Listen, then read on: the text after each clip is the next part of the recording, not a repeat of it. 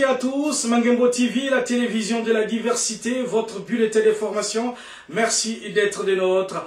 Sarkozy mise sur des journalistes pour se faire réélire en 2012. Vendredi, Le Monde révélait qu'un certain nombre de dirigeants s'étaient réunis autour du numéro 1 français Nicolas Sarkozy pour réfléchir au meilleur moyen d'assurer sa réélection en 2012. Rien d'étonnant à cela. De tout temps, les élus se sont entourés des grands patrons pour préparer les campagnes. Plus étonnante est la composition de cet arropage. Derrière Jean-René Foutou, président de Vivendi et leader de l'équipe, Michel Pébéraud, PDG de BNP Paribas, et Alain Carignan, ancien ministre sous Balladur. Mais aussi, et c'est là que la nouvelle a de quoi surprendre, Étienne Moujotte, directeur de la rédaction du Figaro, et Gérard Carrérou, éditorialiste à France Soir.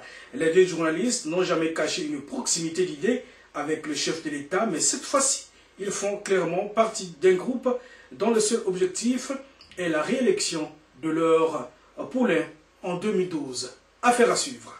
Chez nous, en Seine-et-Marne, des veines battues ont eu lieu hier pour rechercher une femme de 51 ans disparue depuis une semaine. Une cinquantaine de bénévoles étaient encore présents hier afin d'aider à trouver des indices aux alentours de Noyon-sur-Seine, commune où Anita Isébert, 51 ans, a été vue pour la dernière fois il y a une semaine. Dans l'après-midi, les recherches se sont concentrées cette fois autour du logement de la quinquagénaire à Mouille-sur-Seine.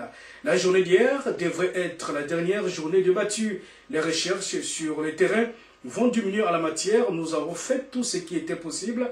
Nous allons à présent nous concentrer sur l'enquête judiciaire, a déclaré le colonel de la gendarmerie, Francis Formel. Nous allons auditionner un maximum de monde dans les prochains jours afin de mieux connaître ses intentions et son état d'esprit, a ajouté le colonel Formel qui a par ailleurs admis que pour l'instant, on manque d'éléments pour orienter l'enquête.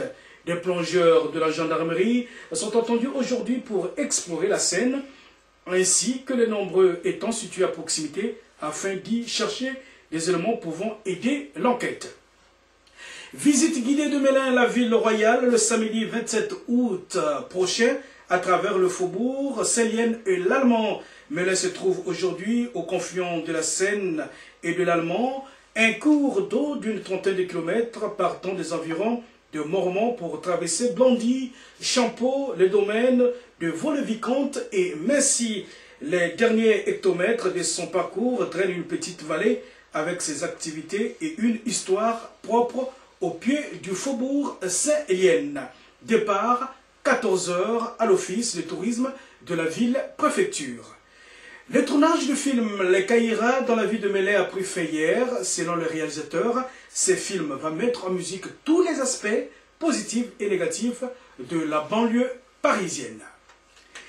17e marché de potiers de Mélin, mesdames, messieurs, aimables téléspectateurs, le 17 et 18 septembre prochain, 10h-19 h, port fluvial de la Reine Blanche, entrée libre à découvrir, s'il vous plaît, les pièces uniques de 50 céramistes en bord de Seine.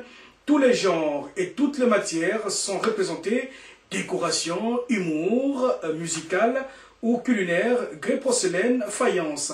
Animation, atelier de tournage, modélage et peinture sur porcelaine. Gérard Millet, le maire de la ville de Mélin, les conseils municipaux ont le plaisir de vous convier à l'inauguration de l'exposition Tadashi Mori, céramique, samedi 10 septembre 2011 à 18h30 à l'espace Saint-Jean. L'exposition est ouverte du 10 septembre au 23 octobre 2011, du mardi au dimanche de 14 h à 18 h, les samedis 17 et dimanche 18 septembre, de 10 h à 19 h, fermé lundi et jour férié. L'exposition est subventionnée, s'il vous plaît, par la Fondation culturelle d'Okada avec la collaboration de la galerie Hayasaki.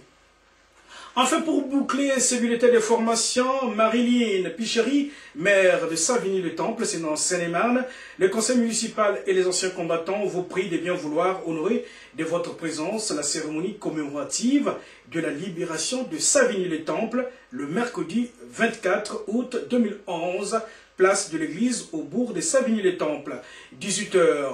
45, rassemblement des participants, 19h, dépôt des gerbes, discours, 19h15, 20 d'honneur à la ferme du Coulevrin.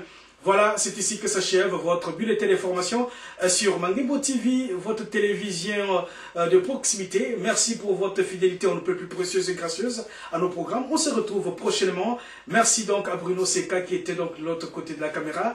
À très bientôt sur votre télévision de la diversité.